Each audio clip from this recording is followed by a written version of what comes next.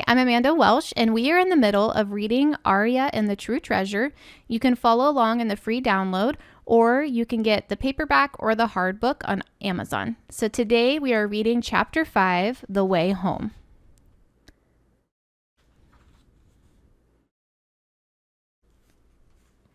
As Aria began her journey home, the melody that had guided her through the jungle now pulsed gently within her heart.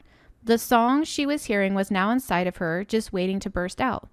Each step she took was lighter, filled with hope and forgiveness she had discovered. She realized that the good news she now carried was not only for herself, but for everyone. The path grew familiar, and she hurried home, her feet aching but her heart full and light. Aria remembered the words written on the glowing flower and what she read about God's love. She knew she must share this hope with others, even if that meant they continued to tease her. She could see the soft glow of lanterns in the distance and hear the faint voices of her family, her mother, and Quito, waiting anxiously by the door. Their silhouettes stood framed in the golden light, worry etched into every line of their faces. Quito was the first to spot Aria as she stepped out of the trees. He dashed toward her, arms wide, and wrapped her in a hug so tight she almost dropped her bag.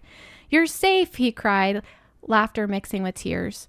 Aria squeezed him back, feeling the warmth of love flood her chest. Her mother rushed over, eyes shining with relief, and pulled both her children close, unable to speak past the lump in her throat. Aria took a deep breath and reached into her bag. Drawing out her Bible, she shared her story, describing the journey through the shadows and the radiant flower. She spoke of her prayer in the clearing, of the hope that had been offered to her, and the truth she discovered. "I found a treasure in the jungle," she said softly. "Not gold pearls or a flower, but hope. God is the greatest gift. If anyone is in Christ, the new creation has come, the old has gone, the new is here." Aria shared the truth that forgiveness and new life are possible for everyone. We have all sinned and fallen short of the glory of God, but he offers salvation through Jesus, who died for us so that we could be free.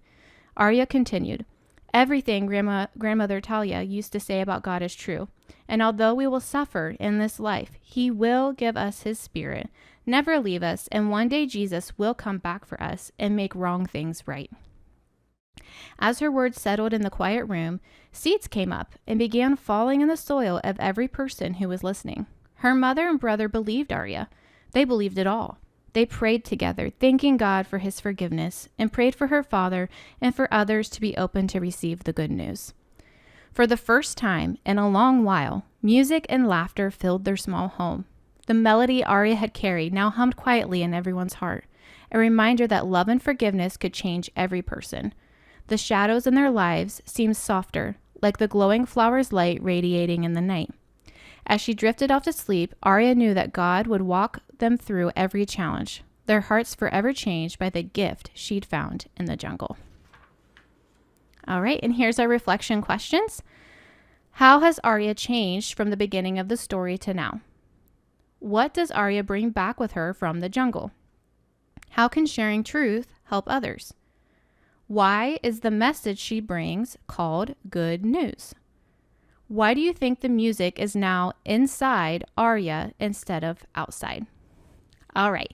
I hope that you join me as we go on to chapter 6 next time. Thank you very much.